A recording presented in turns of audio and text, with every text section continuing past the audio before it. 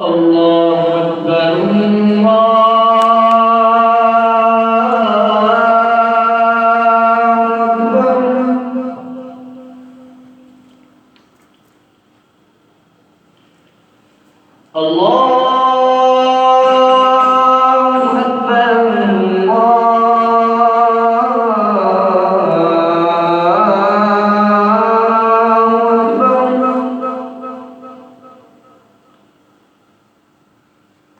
أشهد أن لا إله إلا الله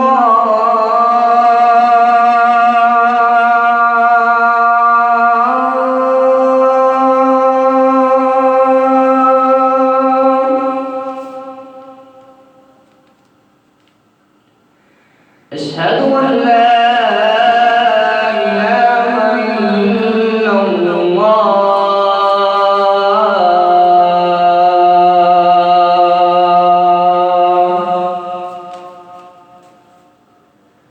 أشهد أن محمدا رسول الله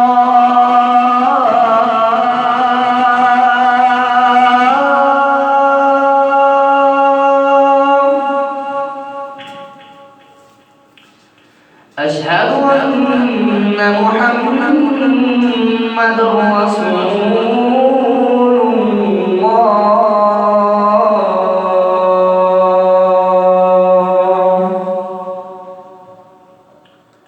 حي على الصلاة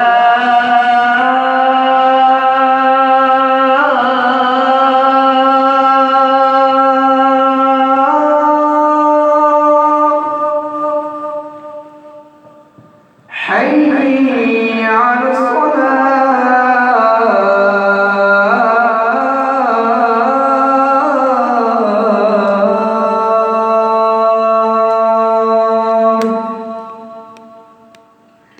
حي على الفلاح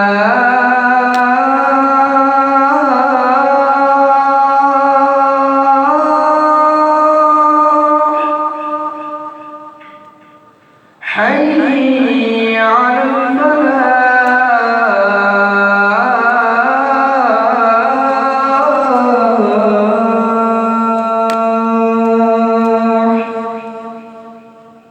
الله أكبر الله لا إله إلا الله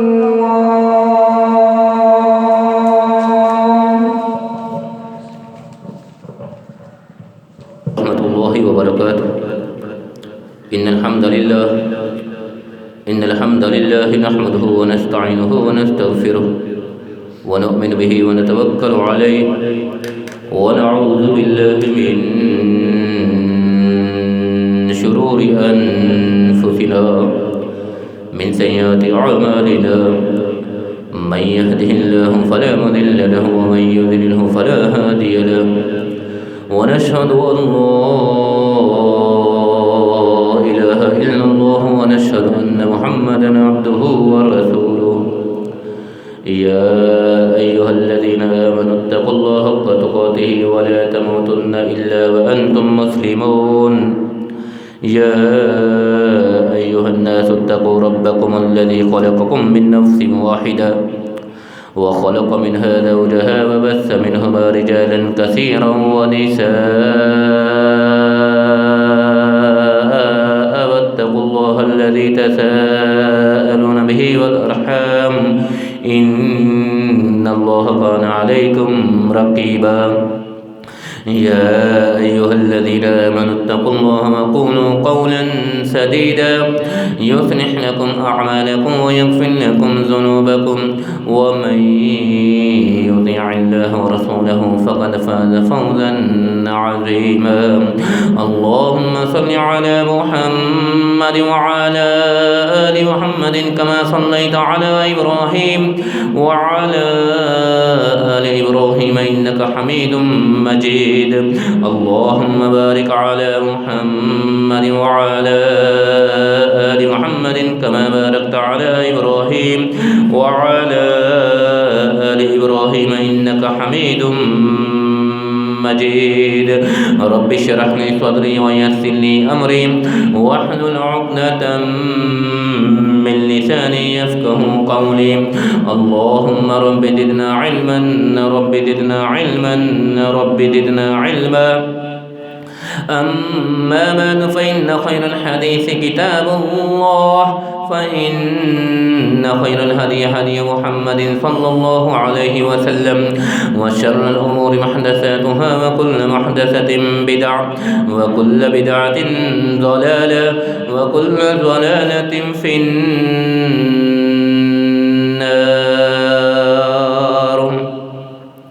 أعوذ بالله السميع العليم من الشيطان الرجيم من همزه ونفخه ونفثه بسم الله الرحمن الرحيم يقلب الله الليل والنهار إن في ذلك لعبرة لأولي الأبصار.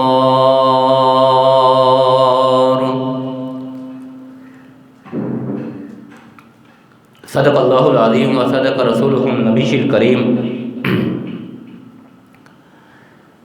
ہر قسم کی حمد و ثنا اللہ وحدہ لا شریک کی ذات و برکت کے لیے خاص. انگن لاقعداد اور بے شمار درود و سلام ہوں آقا کائنات سرور کائنات امام کائنات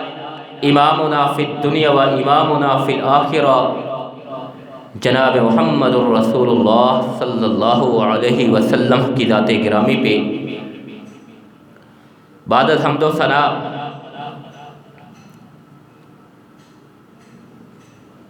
حضرات سامعین مکرم، گزشتہ خطبہ جمعۃ المبارک میں موسم سرما کے حوالے سے چند ایک باتیں اور ضروری احتیاط کے حوالے سے گفتگو کی گئی تھی.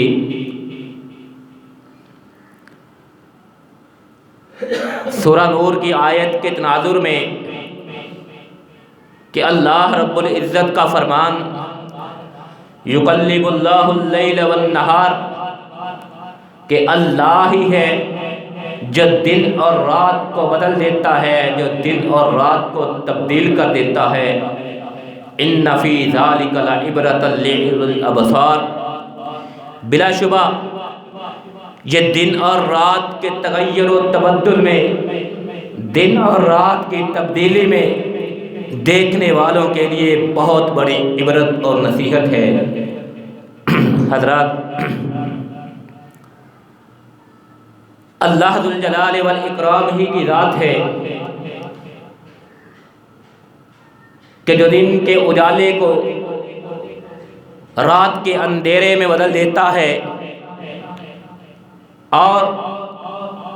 رات کے اندھیرے کو دن کے اجالے میں تبدیل کر کے رکھ دیتا ہے. اور اس کے علاوہ کبھی ایسا بھی ہوتا ہے کہ دن مختصر ہے، رات طویل تر ہے، اور کبھی رات مختصر ہے، دن طویل تر ہے. یہ اللہ ذو الجلال والاکرام کی نشانیاں ہے، یہ اللہ ذو الجلال والاکرام کی ربوبیت کی نشانیاں ہے. اور اللہ ذو الجلال والاکرام اسی نشانیوں کے متعلق فرما رہے کہ دیکھنے والوں کے لیے اس دن اور رات کی تبدیلی میں، اس دن اور رات کے رد و بدل میں بہت بڑے عبرت اور نشانی ہے. اور بسا اوقات ایسا بھی ہوتا ہے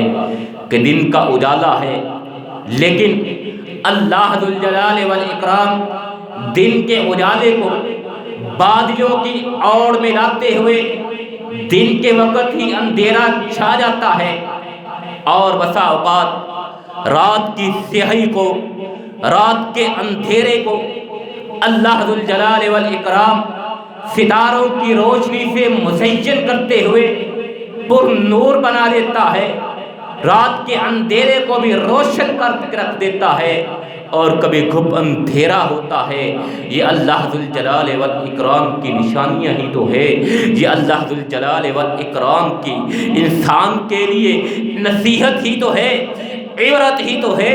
اور اللہ ذوالجلال والاکرام نے اسی بات کی طرف اس آیت مبارکہ میں اشارہ فرمایا ہے، یقلب اللہ اللیل فی النہار، کہ اللہ ہی ہے جو دن اور رات میں رد و بدل کرتا ہے۔ ان فی ذلک لعبرۃ لأولی الابصار، بلا شبہ اس میں آنکھوں والوں کے لیے، اس میں صاحب بصیرت اصحاب کے لیے، اس میں اصحاب بصیرت کے لیے بہت بڑی عبرت اور نصیحت ہے۔ حضرات، موسم سرما کے حوالے سے چند ایک باتیں آپ کے ہوش گزار کی گئی، اور حضرت ابو سعید الخدری رضی اللہ تعالی عنہ کی حدیث سے پیارے پیغمبر جناب محمد رسول اللہ صلی اللہ علیہ وسلم کا فرمان بھی آپ کے ہوش گزار کیا گیا کہ آقا کائنات علیہ الصلاۃ والسلام نے ارشاد فرمایا، الشتاء ربیع المومن، کہ جو موسم سرما ہے، سردی کے جو ایام ہے، موسم سرما یہ مومن کی بہار ہے، یہ مومن کے لیے خوشی کا پیغام ہے۔ اور حضرت عمر فاروق رضی اللہ تعالی عنہ کا بیان بھی، ارشاد بھی آپ کے ہوش گزار کیا گیا کہ فرماتے ہیں کہ الشتاء غنیمت العابدین، کہ موسم سرما جو ہے، سردی کے جو ایام ہے، سردی کا جو موسم ہے، یہ عبادت گزاروں کے لیے غنیمت ہے۔ الشتاء غنیمت العابدین، عبادت والوں کے لیے، عبادت کرنے والوں کے لیے، عابدین کے لیے یہ ایام، یہ لیالی غنیمت کی حیثیت رکھتے ہیں، غنیمت ہے۔ اور اسی حوالے سے چند ایک ضروری باتوں کی وضاحت بھی آپ کے پیش گزار کی گئی۔ حضرات، انہی کو، اسی سلسلے کو آگے بڑھاتے ہوئے چند ایک ضروری باتیں موسم سرما کے حوالے سے ہی آپ کے ہوش گزار کرنا آج بھی مقصود ہے۔ حضرات، عرض کیا تھا کہ سرور کائنات علیہ الصلاۃ والسلام نے ارشاد فرمایا، نہا رسول اللہ صلی اللہ علیہ وسلم، نہا رسول اللہ صلی اللہ علیہ وسلم ان یقطی الرجل فاہ فی الصلاۃ، سردی کا عالم ہوتا ہے، موسم کی شدت ہوتی ہے، انسان موسم کی شدت کے باوجود، سردی کے باوجود اپنی زندگی کے مقصد کو بھولتا نہیں ہے۔ وہی مقصد کہ وما خلقت الجن والانس الا لیعبدون، کہ جن و انس کی تخلیق کا مقصد صرف اور صرف اللہ ذوالجلال والاکرام کی بندگی اور عبادت ہے۔ حضرات، اللہ کی بندگی، اللہ کی عبادت یہ موسموں کی محتاج نہیں ہوا کرتی، یہ تغیر و تبدل کی محتاج نہیں ہوا کرتی۔ اللہ ذوالجلال والاکرام نے مطلقاً ارشاد فرما دیا ہے کہ انسان کی تخلیق کا مقصد جو ہے وہ صرف اور صرف اللہ کی عبادت کرنا ہے، اللہ کی بندگی کو بجا لانا ہے۔ حالات کیسے بھی ہو، حالات کیسے بھی ہو، موسم کیسا بھی ہو، آب و ہوا کی تغیر و تبدل کیسی ہی کیوں نہ ہو، زندگی کی تغیر و تبدل، زندگی کا رد و بدل کیسا ہی کیوں نہ ہو، لیکن انسان نے اللہ کی بندگی کو ہی بجا لانا ہے، اللہ کے عبادت کو ہی ادا کرنا ہے۔ اور پھر جب موسم سرما آتا ہے، اللہ کی بندگی میں بلا شبہ انسان کو کچھ مشکلات کا سامنا بھی کرنا پڑتا ہے۔ بلا شبہ موسم سرما میں عبادت کرنا کوئی آسان کام نہیں ہوا کرتا۔ حضرات، رات کے اندھیرے میں، ٹھنڈی ہوئی سردی میں، جھاڑے کے موسم میں، موسم اپنے عروج پہ ہو،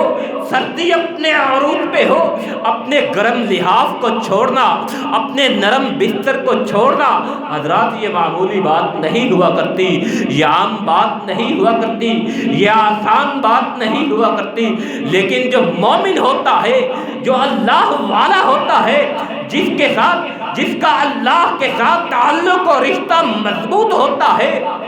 وہ موسم کی پرواہ نہیں کرتا، وہ جھاڑے کی پرواہ نہیں کرتا، وہ موسم کی شدت کی پرواہ نہیں کرتا، وہ سردی کی پرواہ نہیں کرتا، وہ اپنے جسم کو موسم کے رحم و کرم پہ چھوڑتے ہوئے اللہ کی بندگی کی خاطر اللہ کے حضور کھڑا ہو جاتا ہے، اللہ کے آگے کھڑا ہو جاتا ہے، قبلہ رخ ہو جاتا ہے اور اللہ کی بندگی کا آغاز کر دیتا ہے۔ لیکن موسم سرما میں اللہ کی بندگی کے ادائیگی کے انداز، جیسا کہ عرض کیا تھا کہ موسم سرما میں چند ایک احکامات میں بھی رد و بدل ہوتا ہے، تبدیلی رونما ہو جاتی ہے۔ موسم کے بدلنے سے، موسم کے تغیر سے احکامات میں بھی تغیر آ جاتا ہے، احکامات میں بھی تبدیلی آ جاتی ہے، اور اللہ ذو الجلال والاکرام نے ان احکامات میں خاص رعایت اور خاص آسانی اللہ ذو الجلال والاکرام نے مومنین کے لیے فرمائی ہے۔ آقا کائنات علیہ الصلوۃ والسلام کا فرمان سردی ہے، آپ نے قیام اللیل کا اہتمام کرنا ہے، آپ نے عشاء کی نماز ادا کرنی ہے، یا آپ نے صبح سویرے فجر کی نماز ادا کرنی ہے۔ سردی ہے، آپ نے اپنا آپ بھی بچانا ہے، اپنی صحت کا خیال بھی کرنا ہے، اپنے وجود کا تحفظ بھی کرنا ہے۔ لباس کے ساتھ ساتھ آپ اپنے جسم کے اوپر اضافی چادر بھی آپ لپیٹ سکتے ہیں، چادر لے سکتے ہیں، لیکن آقا کائنات علیہ الصلوۃ والسلام فرمان نہا رسول اللہ صلی اللہ علیہ وسلم ان یغطی الرجل فاہ فی الصلاۃ، کہ رسول اللہ صلی اللہ علیہ وسلم نے نماز میں منہ کو ڈھانپنے سے منع کیا ہے۔ سردی کی وجہ سے، موسم کی شدت کی وجہ سے ہم نے جو چادر اپنے اوپر لپیٹ رکھی ہوتی ہے اسی کو ہم اپنے چہرے پہ بھی لے آتے ہیں، اسی سے اپنا چہرہ بھی ڈھانپ لیتے ہیں، چھپا لیتے ہیں، لیکن آقا کائنات علیہ الصلوۃ والسلام نے اس عمل سے منع فرمایا ہے کہ چہرے کو نہیں ڈھانپنا، چہرے کو ڈھانپنے کے بغیر نماز ادا کرنی ہے۔ اسی طرح بکل مار کے نماز پڑھنے کی اللہ کے پیارے پیغمبر علیہ الصلوۃ والسلام نے رخصت عطا فرمائی ہے، اپنے اوپر چادر لپیٹ لی جا سکتی ہے، لیکن ایسی اس انداز میں چادر کو لپیٹنے سے منع فرمایا ہے۔ حدیث آپ کے گوش گزار کی تھی کہ آقا کائنات علیہ الصلوۃ والسلام کا فرمان نہا رسول اللہ صلی اللہ علیہ وسلم عن الشمال السماء، عن الشمال السماء، کہ پیارے پیغمبر علیہ الصلوۃ والسلام نے اتنی مضبوطی کے ساتھ اپنے اوپر چادر لپیٹنے سے منع فرمایا ہے نماز میں کہ جس سے انسان کے ہاتھ بھی آزاد ہو، انسان کے ہاتھ بھی جس پہ آزاد نہ ہو۔ اپنے اوپر چادر تو لپیٹ سکتا ہے، بکل تو مار سکتا ہے، لیکن چادر لپیٹنے کے باوجود بھی آپ ارکان نماز آسانی کے ساتھ ادا کر سکتے ہیں، آپ اپنے ہاتھوں کو آسانی سے حرکت میں لا سکتے ہیں، لیکن مضبوطی کے ساتھ اپنے اوپر لپیٹ لینا، اتنی مضبوطی کے ساتھ کہ آپ کے ہاتھ بھی آزاد نہ ہو، کہ اچانک آپ گرنے لگے تو آپ سنبھل ہی نہ پائیں، اس مضبوطی کے ساتھ اللہ کے پیارے پیغمبر علیہ الصلوۃ والسلام نے اپنے جسم کے اوپر چادر کو لپیٹنے سے منع فرمایا ہے۔ اور پھر اس کے بعد دستانے پہن کے نماز ادا کرنے کے حکم بھی آقا کائنات علیہ الصلوۃ والسلام کا آپ کے ہوش گزار کیا تھا۔ سرور کائنات علیہ الصلوۃ والسلام کا یہ عمل اور سنت آپ کے ہوش گزار کی تھی۔ بعض احباب اس بات پہ اعتراض کرتے ہیں، بعض احباب کہتے ہیں کہ دستانے پہن کے نماز ادا نہیں کرنی چاہیے، موسم کی شدت کتنی ہی کیوں نہ ہو، سردی کا عالم کتنا ہی کیوں نہ ہو، لیکن ہاتھ کھلے ہونے چاہیے، ننگے ہونے چاہیے۔ سرور کائنات علیہ الصلوۃ والسلام کا فرمان آپ کے ہوش گزار کیا تھا، حضرات دستانے پہن کے نماز ادا کر لینے میں کوئی حرج نہیں۔ آقا کائنات علیہ الصلوۃ والسلام کا فرمان کہ امر النبی صلی اللہ علیہ وسلم ان یسجد علی 7 اعضاء، کہ سرور کائنات علیہ الصلوۃ والسلام نے ارشاد فرمایا 7 چیزوں کے ساتھ تمہیں سجدہ کرنے کا حکم دیا جاتا ہے، ولا یکف شعر ولا ثوبا، اور اپنے کپڑے کو اور اپنے بالوں کو سمیٹنا نہیں ہے، پھانکنا نہیں ہے، اس پہ بھی آپ روشنی ڈالی تھی، وضاحت کی تھی۔ چند احباب نے، کچھ احباب نے بال بڑے رکھے ہوتے ہیں، یا خاص خواتین کے بال بڑے ہوتے ہیں، نماز کی ادائیگی کے لیے خواتین اپنے بالوں کی چٹیاں بنا لیتی ہے، اپنے بالوں کو باندھ دیا جاتا ہے، یا جن لوگوں نے بڑے بال رکھے ہوتے ہیں نماز کی ادائیگی کے لیے وہ اپنے بالوں کو پیچھے سے باندھ دیتے ہیں۔ سرور کائنات علیہ الصلوۃ والسلام نے اس عمل سے بھی منع فرمایا تم سجدہ کرتے ہو اور سجدے کے عالم میں تمہارے بال زمین پہ آ گرتے ہیں، اگر تمہارے بال بھی اللہ کے سامنے سجدہ ریز ہو رہے ہیں تو تم ہونے دو، تم کیوں ان کو روکتے ہو؟ اس لیے اگر انسان نے بڑے بال رکھے ہیں یا خواتین کے بال بڑے ہی ہوتے ہیں، ان بالوں کو نماز میں پھانکنا نہیں چاہیے، آگے کو آتے ہیں زمین پہ گرتے ہیں، گرنے دیجئے، وہ اللہ کے سامنے سجدہ ریز ہوتے ہیں، ہونے دیجئے، آپ اپنا کام کرتے چلے جائیے، اللہ کے حضور سجدہ انکساری کے ساتھ، عاجزی کے ساتھ، للہیت کے ساتھ کرتے چلے جائیے۔ اور آقا کائنات علیہ السلام نے 5-7 چیزوں کے ساتھ سجدہ ادا کرنے کا حکم دیا ہے۔ ایک انسان کی پیشانی ہے، 2 انسان کے ہاتھ ہیں، 2 انسان کے گھٹنے ہیں، اور 2 انسان کے پاؤں ہیں۔ ان 7 اعضاء کے ساتھ پیارے پیغمبر علیہ السلام نے انسان کو سجدہ کرنے کا حکم دیا ہے۔ اور حضرات، جب انسان سجدہ کرتا ہے، لباس پہن رکھا ہوتا ہے، گھٹنے کے اوپر انسان کا کپڑا ہوتا ہے، اگر گھٹنے کے اوپر کپڑے کے باوجود نماز ہو سکتی ہے، موسم کی شدت کے باوجود اضطراری حالت میں مجبوری کی کیفیت میں کہ آپ فرش پہ نماز پڑھ رہے ہیں۔ آج کل تو مساجد میں صفیں بھی موجود ہے، قالین بھی موجود ہے، گھروں میں جائے نماز بھی موجود ہے، لیکن حضرات اگر آپ کچے فرش پہ، ٹھنڈے فرش پہ نماز ادا کر رہے ہیں تو اپنے آپ کو ذرا تصور میں لائیے، اپنے ہاتھوں کو جب زمین پہ، ٹھنڈی زمین پہ رکھیں گے تکلیف تو ہوگی، نماز کا خشوع و خضوع تو ختم ہوگا۔ اس لیے نماز کے خشوع و خضوع کی خاطر، نماز کے اہتمام کی خاطر اگر آپ دستانے پہن لیتے ہیں تو اس میں کوئی حرج نہیں ہے۔ اسی طرح پگڑی آپ نے باندھ رکھی ہے اور ٹھنڈی زمین پہ آپ سجدہ کر رہے ہیں، اپنی پگڑی کو آپ تھوڑا سا آگے اپنی پیشانی پہ لے آتے ہیں اور زمین پہ آپ کی پیشانی نہیں پگڑی لگتی ہے، تو اس سے بھی حضرات آپ کا سجدہ ہو جائے گا، پگڑی کے اوپر بھی سجدہ ہو جاتا ہے۔ اسی طرح صحابہ کرام رضوان اللہ علیہم اجمعین کے عمل کے متعلق حضرت حسن بصری رحمہ اللہ علیہ کا فرمان بھی فرماتے ہیں، کان القوم یسجدون علی العمامۃ والقلنسوۃ ویداہ فی کمہ۔ حضرت حسن بصری فرماتے ہیں حضرات صحابہ کرام رضوان اللہ علیہم اجمعین کے معمول کے متعلق کہ کان القوم، وہ لوگ تھے،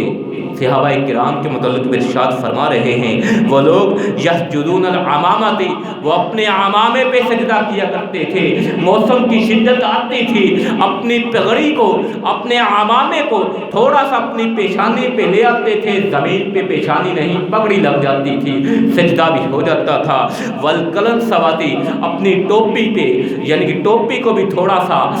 پیشانی پہ لے آتے تھے، زمین پہ پگڑی اور ٹوپی لگتی تھی، نہ کہ ان کی پیشانی لگتی تھی۔ وَيَدَاهُ فِي كُمِّهِ، اور ان کے ہاتھ دستانوں میں ہوتے تھے۔ وَيَدَاهُ فِي كُمِّهِ، صحابہ کرام رضوان اللہ علیہم اجمعین کا یہ عمل، یہ سنت، یہ سیرت حضرت حسن بصری رحمہ اللہ علیہ بیان فرما رہے ہیں۔ موسم کی شدت کے تناظر میں، موسم کی شدت کے پیش نظر صحابہ کرام دستانے پہن کے نماز ادا کر لیا کرتے تھے۔ اور پھر ایک اور بات آپ کے گوش گزار کی تھی کہ رسول اللہ صلی اللہ علیہ وسلم نے صدل سے منع فرمایا ہے، نہا رسول اللہ صلی اللہ علیہ وسلم عن الصدل فی الصلاۃ، کہ ایک کپڑا آپ نے یا ایک رومال اور چادر آپ نے اضافی اپنے اوپر رکھی ہوئی ہے، اس کے دونوں کنارے آپ نے ایک ہی طرف پھینک رکھے ہیں، اس انداز سے اپنے اوپر کپڑا اور رومال رکھنے سے پیارے پیغمبر علیہ الصلوۃ والسلام نے منع فرمایا ہے۔ اور پھر بارش ہو رہی ہو، بارش ہو رہی ہو، جھاڑے کا موسم ہو، مسجد میں آنا انسان کے لیے انتہائی دشوار ہو، صرف مشکل ہی نہیں بہت زیادہ مشکل ہو، تو ایسے عالم میں نماز تو آپ نے ادا کرنی ہے اپنے وقت پہ، لیکن اللہ ذوالجلال والاکرام آپ کو رخصت عطا فرما رہے ہیں کہ ایسے عالم میں جھاڑے کا عالم ہو، سخت سردی کا عالم ہو، بارش ہو رہی ہو، وقت نماز کا وقت ہو، مسجد میں آنا انتہائی دشوار اور مشکل ہو، تو پھر آپ مسجد میں آنے کی بجائے اپنے گھر میں نماز ادا کر سکتے ہیں، گھر میں نماز ادا کر سکتے ہیں۔ اور اسی بات کی منادی آذان میں ہی کروا دی جاتی ہے، الا صلوا فی رحال، الا صلوا فی الرحال، کہ لوگوں اپنی نماز کو گھروں میں ہی ادا کرو، نماز کا وقت ہوا چاہتا ہے، نماز کا وقت ہو چکا ہے، مسجد میں آنا دشوار ہے، تو اپنے گھروں میں ہی نماز ادا کر لی جائے۔ حضرات موسم سرما میں جس طرح پگڑی پہ مسح ہو جاتا ہے، اسی طرح موزوں پہ بھی مسح ہو جاتا ہے، اور موزوں کے ساتھ ساتھ جرابوں پہ بھی مسح ہو جاتا ہے۔ کچھ احباب اس بات کا انکار کرتے ہیں کہ جرابوں پہ مسح نہیں ہوتا، حضرات جرابوں پہ بھی مسح ہو سکتا ہے۔ حدیث میں آیا ہے، تستاخنین کا لفظ آیا ہے، سرور کائنات علیہ السلام کا حکم آپ کے گوش گزار کیا تھا ایک واقعہ مختصراً سناتے ہوئے کہ آقا کائنات علیہ السلام نے ایک وفد کو سردی کے موسم میں کہیں پہ بھیجا سفر پہ، وہ واپس آئے تو آقا کائنات علیہ السلام نے دیکھا تمام کے تمام افراد بیمار پڑے ہوئے ہیں، تمام کے تمام افراد بیمار ہوئے پڑے ہیں۔ آقا کائنات علیہ السلام نے پوچھا کیا ہوا ہے، اور انہوں نے عرض کیا، بتلایا اللہ کے پیارے پیغمبر علیہ السلام صحرا کا سفر تھا، سردی کا عالم تھا، بار بار وقت نماز ہوا جاتا تھا، نماز کی ادائیگی کے لیے ہم وضو کرتے تھے، اپنے جسموں کو کھلا رکھتے تھے، اس وجہ سے ہمیں سردی لگ گئی ہے، ٹھنڈ لگ گئی ہے۔ آقا کائنات علیہ السلام نے تاب ارشاد فرمایا تھا، تم اپنے عمامے پہ مسح کر لیتے، تم اپنے دستاخنین اپنے موزوں پہ مسح کر لیتے۔ دستاخنین میں موزے بھی آتے ہیں اور جرابیں دونوں بھی آتی ہے، اور اسی طرح حدیث میں جوربین کا لفظ الگ سے موجود ہے، جوربین کے نام سے الگ سے احادیث کی کتب میں باب موجود ہے، باب باندھے گئے ہیں محدثین اعظام نے، محدثین کرام نے اس بات پہ الگ سے احادیث لائے ہیں کہ سرور کائنات علیہ السلام نے جرابوں پہ بھی مسح کرنے کا حکم دیا ہے۔ لیکن حضرات جرابوں کے معاملے میں اتنا احتیاط ضروری ہے کہ جرابیں وہ مضبوط جرابیں ہوں، وہ ہلکی جرابیں نہ ہوں، وہ ہلکی جرابیں نہ ہوں کہ جن کو اتارنا آسان ہی ہے، یا جن سے پاؤں نظر آ رہے ہیں۔ آج کل ایسی جرابیں بھی ہوتی ہیں پہننے کے باوجود پاؤں اندر سے نظر آتے ہیں، ایسی جرابوں پہ مسح نہیں کرنا۔ مضبوط کپڑے کی جرابیں ہوں کہ جس کو اتارنا مشکل بھی ہو، جس سے پاؤں نظر بھی نہ آتے ہوں، اور اس میں کسی قسم کا کوئی سوراخ بھی نہ ہو، ایسی جرابوں پہ مسح کیا جا سکتا ہے، ایسی جرابوں پہ مسح کرنا ہے۔ اور بارش اور سخت سردی میں جیسا کہ عرض کیا نماز گھر میں ادا کرنی ہے، اور الا صلوا فی الرحال کا حکم جو ہے، الا صلوا فی الرحال کہ لوگوں نماز اپنے گھروں میں ہی پڑھو۔ حضرات یہ حکم آقا کائنات علیہ السلام کا فرمان، صحیح بخاری و مسلم کی روایت ہے کہ صلوا فی الرحال کا حکم جو ہے یہ فی اللیلۃ الباردۃ او المطرۃ فی السفر، کہ شدید بارش کی رات کا عالم ہو، رات کا وقت ہو، شدید بارش ہو رہی ہو، آپ نے عشاء کی نماز ادا کرنی ہے، مغرب کی نماز کا وقت ہوا ہے، یا فجر کی نماز کا وقت ہوا ہے، جھاڑے کا موسم ہے، شدید بارش ہو رہی ہے، ایسے عالم میں آپ کو گھر میں نماز پڑھنے کی رخصت ہے، گھر میں نماز پڑھنے کا حکم ہے، یا انسان مسافر ہے، سفر پہ ہے اور اپنے مقام پہ اپنے ٹھکانے پہ ٹھہرا ہوا ہے، اس کو رخصت ہے کہ وہ اپنے گھر میں، وہ اپنے وہیں پہ جہاں پہ اس کا قیام ہے وہاں پہ نماز ادا کر سکتا ہے۔ لیکن حضرات یاد رہے، بارش ہو رہی ہو، آج کل تو آسانیاں ہیں، آج کل تو راستے بھی آسان ہیں، ہموار ہیں، مشکل تھوڑی ضرور ہوتی ہے، لیکن مسجد میں آنا ناممکن نہیں ہوتا، اور پھر مسجد میں بھی سردی کا حل موجود ہوتا ہے، سردی کا تو سوال ہی پیدا نہیں ہوتا۔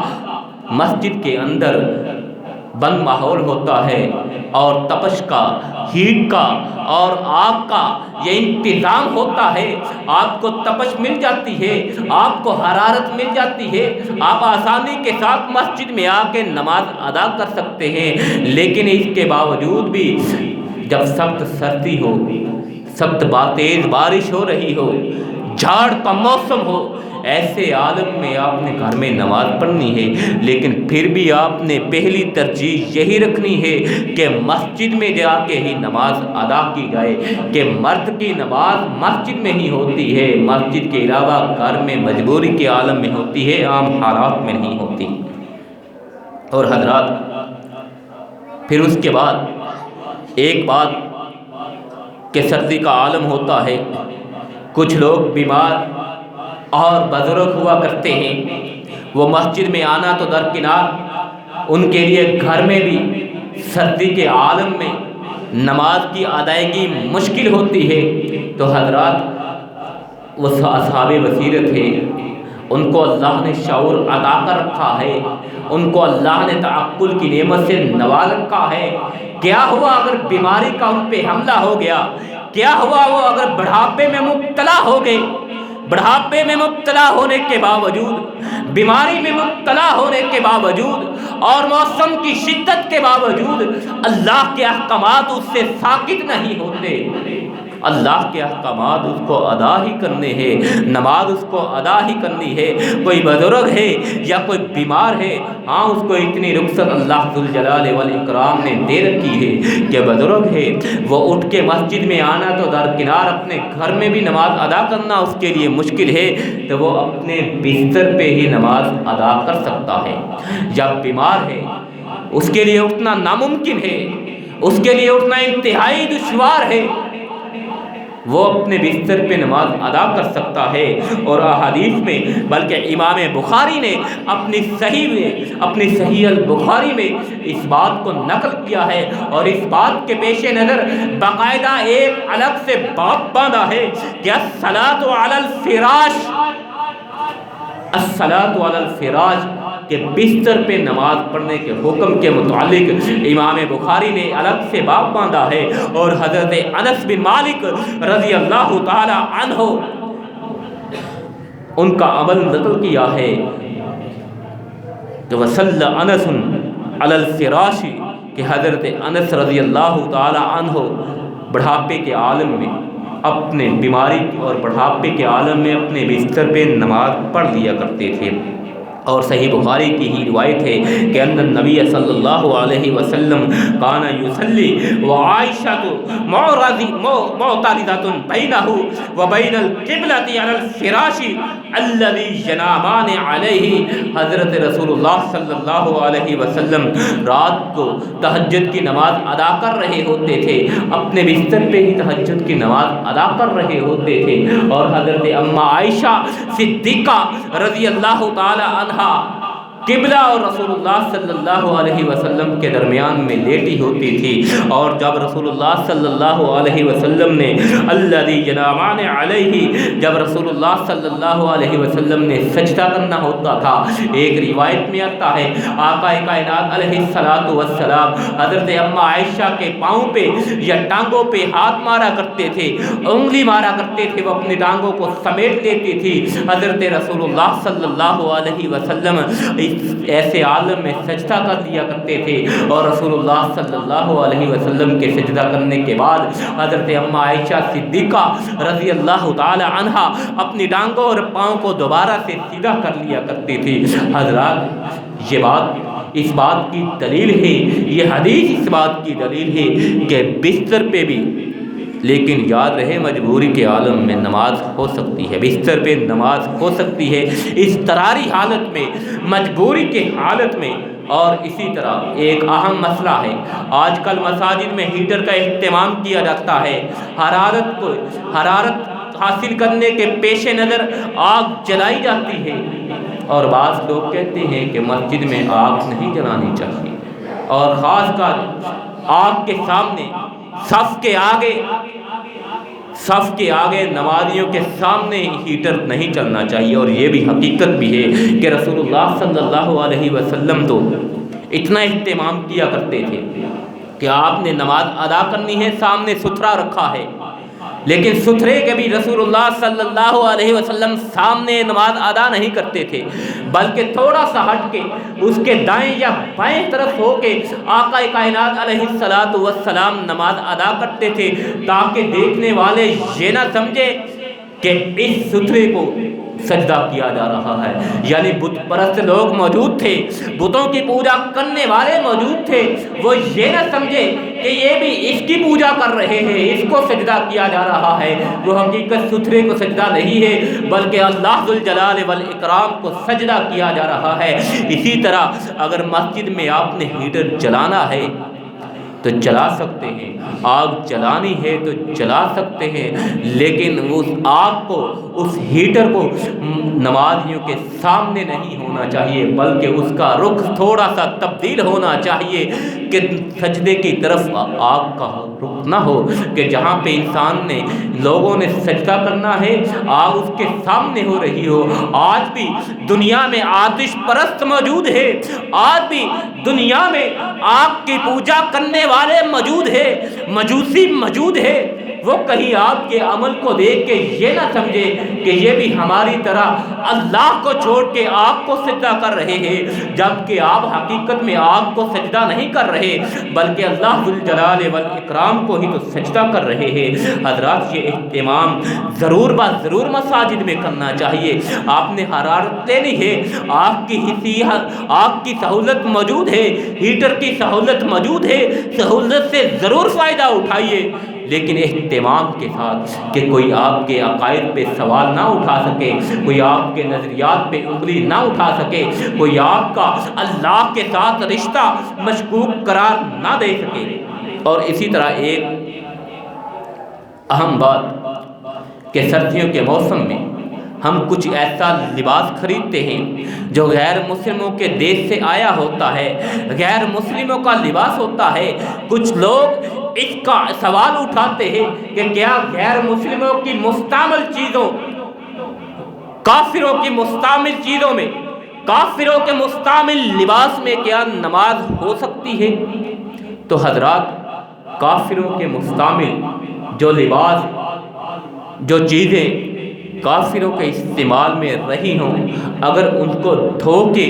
استعمال کر لیا جائے تو اس میں کوئی قباحت نہیں ہے، کوئی حرج نہیں ہے۔ انسان کافروں کے ملک سے، غیر مسلموں کے ملک سے آئے ہوئے لباس کو خرید سکتا ہے، لیکن اتنا اہتمام ضرور ہونا چاہیے کہ اس لباس میں کوئی کسی قسم کی تصویر نہ ہو، اس کپڑے پہ کسی قسم کی کوئی تصویر نہ بنی ہو۔ تصویر والے کپڑے میں نماز نہیں ہوتی۔ تصویر کے علاوہ کوئی بھی کپڑا ہو، کیسا ہی کپڑا ہو، آپ لے سکتے ہیں، اس کو دھو کے استعمال کر سکتے ہیں، پہن بھی سکتے ہیں، اور اس کو پہن کے آپ نماز بھی ادا کر سکتے ہیں۔ اور اسی طرح موسم سرما میں حضرات، تہجد کا اہتمام کرنا یہ انتہائی ضروری عمل ہے، بہت ہی ضروری عمل ہے۔ جس طرح کہ عرض کیا شروع میں ہی کہ آقا کائنات علیہ السلام کا فرمان، الشتاء ربیع المؤمن، کہ موسم سرما جو ہے یہ مومن کے موسم بہار ہے، موسم سرما مومن کا موسم بہار ہے۔ اور حضرت عمر فاروق کا فرمان کہ الشتاء غنیمۃ للعابدین، کہ موسم سرما جو ہے یہ عبادت کرنے والوں کے لیے غنیمت ہے، یہ عبادت گزاروں کے لیے غنیمت ہے۔ اور سرور کائنات علیہ الصلاۃ والسلام کا فرمان کہ الشتاء ربیع المؤمن قصر نہارہ فصام وطال لیلہ فقام۔ رسول مکرم علیہ الصلاۃ والسلام کا فرمان کہ موسم سرما یہ مومن کی بہار ہے، اس کے دن مختصر ہوتے ہیں، لہذا انسان دن میں آسانی کے ساتھ روزہ رکھ سکتا ہے۔ وطال لیلہ، اور راتیں اس کی طویل ہوتی ہے، لہذا انسان فقام، حدیث کے الفاظ ہیں، انسان قیام اللیل کا اہتمام کر سکتا ہے۔ حضرات، انسان سردیوں کی راتوں میں اپنی جتنی انسان کو نیند کی ضرورت ہوتی ہے وہ وقت بھی انسان کو میسر ہو جاتا ہے، نیند بھی انسان حاصل کر سکتا ہے آسانی کے ساتھ، اور قیام اللیل کا اہتمام بھی انسان کر سکتا ہے، آسانی کے ساتھ تہجد ادا کر سکتا ہے۔ اور حضرات، تہجد ادا ضرور بات ضرور کرنی چاہیے۔ آقا کائنات علیہ الصلاۃ والسلام کا یہ فرمان، یہ سیرت ہے۔ اور تہجد کے ساتھ ساتھ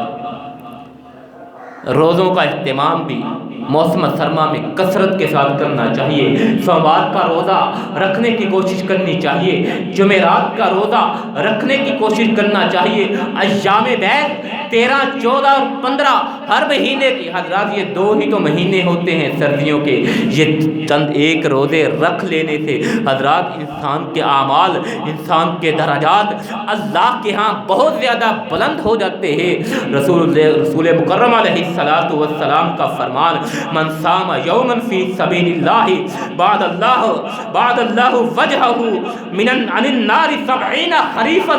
کہ پیارے پیغمبر علیہ الصلاۃ والسلام کا فرمان ہے، جو اللہ کے راستے میں ایک روزہ رکھتا ہے، اللہ کے راستے میں ایک نفلی روزہ رکھتا ہے، بعد اللہ وجہ عن النار 70 خریفا، تو اللہ ذوالجلال والاکرام اس کے ایک روزے کی بدولت اس کے چہرے کو جہنم سے 70 سال کی مسافت پہ دور کر دیتے ہیں۔ حضرات، یہ اتنا اجر ہے، یہ اتنا ثواب ہے، اور مختصر سے تو دن ہوتے ہیں، مختصر سا تو دورانیہ ہوتا ہے، انسان آسانی کے ساتھ روزہ رکھ سکتا ہے۔ اور پھر موسم سرما میں کرنے والا ایک اہم کام کہ جہاں پہ انسان اپنا آپ دیکھتا ہے، اپنے وجود کا تحفظ دیکھتا ہے، اپنے اہل و عیال کا خیال کرتا ہے، اپنے بیوی بچوں کا خیال کرتا ہے، اپنے بچوں کو سردی سے بچانے کی کوشش کرتا ہے، ان کے لیے نت نئے کپڑے خرید کے لاتا ہے، اچھا سے اچھا اور گرم سا گرم لحاف اور لباس ان کے لیے خریدتا ہے، وہیں پہ اپنے ساتھ ساتھ اپنے بچوں کے ساتھ ساتھ غریبوں کا بھی خیال کرنا چاہیے، کہ جتنی سردی آپ کے بچے کو لگتی ہے، آپ کی بستی میں رہنے والے، آپ کی گلی میں رہنے والے، آپ کے ہمسائے میں رہنے والے بچے کو بھی اتنی ہی سردی لگتی ہے جتنی بھی سردی آپ کے بچے کو لگتی ہے۔ حضرات، بچے معصوم ہوتے ہیں، اپنے بچوں کے ساتھ ساتھ ہمسایوں کے بچوں کا بھی خیال کرنا چاہیے، غریبوں مسکینوں کے بچوں کا بھی خیال کرنا چاہیے، ان کے لیے بھی گرم لحاف خریدنا چاہیے، ان کے لیے بھی گرم لباس خریدنا چاہیے، کہ پیغمبر علیہ الصلاۃ والسلام کا فرمان، من نفس عن مؤمن قربۃ من قرب الدنیا نفس اللہ عنہ قربۃ من قرب اليوم القیامہ، کہ پیارے پیغمبر علیہ الصلاۃ والسلام کا فرمان ہے، جو اپنے مومن مسلمان بھائی کے لیے دنیا کی مصیبتوں کو دور کرتا ہے، دنیا کی آزمائشوں میں اس کا ساتھ دیتا ہے، تنگی میں اس کا ساتھ دیتا ہے، اس کے لیے آسانی پیدا فرماتا ہے، اللہ ذوالجلال والاکرام قیامت کے روز کی سختیوں سے اس کو نجات عطا فرمائیں گے۔ وَمَن يَسَّرَ اللَّهُ عَلَى مُعَسَّرٍ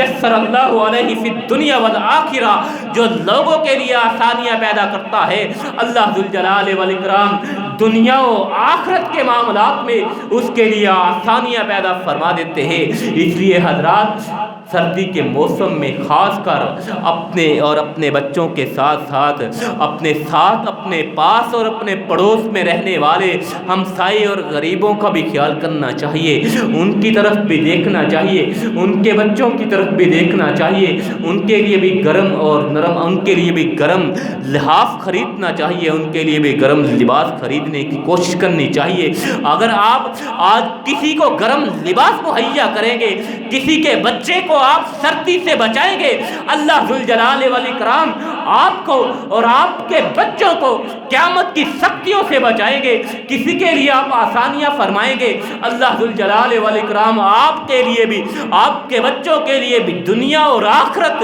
دونوں کے معاملات میں آسانیاں فرمائے گا۔ اور ایک اہم بات،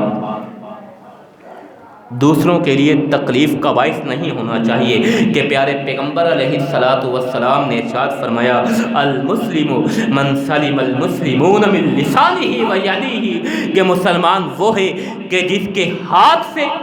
اور جس کی زبان سے دوسرے مسلمان محفوظ ہو، کسی کو تکلیف نہ پہنچے۔ حضرات اہتمام ضروری ہوتا ہے۔ آپ نے گھر میں جانا ہے، سردی کا عالم ہے، آپ باہر سے ٹھٹھتے آ رہے ہیں، آپ باہر سے ٹھنڈے آ رہے ہیں، گھر میں داخل ہوتے ہیں، آپ سلام پیش کرتے ہیں، بزرگوں سے آپ مصافحہ کرتے ہیں۔ وہ بزرگ جو لحاف میں لیٹے ہیں، جو اپنے بستر پہ لیٹے ہیں، جو نگے ہوئے پڑے ہیں، جو تپش میں ہے، جو سکون اور آرام میں ہے، آپ آ کے ان کے ساتھ مصافحہ کرتے ہیں ٹھنڈے ہاتھوں سے۔ حضرات ان بزرگوں کو تکلیف ہو سکتی ہے، ان کی نمی، ان کی حرارت میں ان کا جو جسم گرم ہوا تھا، آپ کے ٹھنڈے ہاتھ لگنے سے ان کو تکلیف ہو سکتی ہے۔ آپ گھر میں آئیں، ادب کے ساتھ، احترام کے ساتھ بزرگوں کو آپ سلام پیش کریں۔ زبان سے بھی کر سکتے ہیں، ہاتھ سے سلام لینا ضروری تو نہیں۔ اگر آپ کے ہاتھ ٹھنڈے ہیں، بزرگوں کا احترام کرتے ہوئے، بزرگوں کا حیا کرتے ہوئے آپ منہ سے ہی سلام کہہ سکتے ہیں کہ پیارے پیغمبر علیہ الصلوۃ والسلام کے اس فرمان کے تناظر میں کہ مسلمان وہ ہے کہ جس کے ہاتھ اور زبان سے کسی دوسرے مسلمان کو تکلیف نہ ہو سکتا ہے آپ کے ٹھنڈے ہاتھوں کو چھونے سے ان کو تکلیف محسوس ہو۔ اللہ ذوالجلال والاکرام سے دعا کرتے ہیں، ذوالجلال والاکرام ہمیں ان تمام باتوں کا اہتمام کرنے کی توفیق عطا فرمائے۔ اللہ ذوالجلال والاکرام ہمیں اس سردی کے ایام کو غنیمت سمجھتے ہوئے، کما حق ہو اس سے استفادہ کرتے ہوئے جتنی زیادہ سے زیادہ نیکیاں کمانے کی توفیق عطا فرمائے۔ وآخر دعوانا ان الحمد للہ رب العالمین۔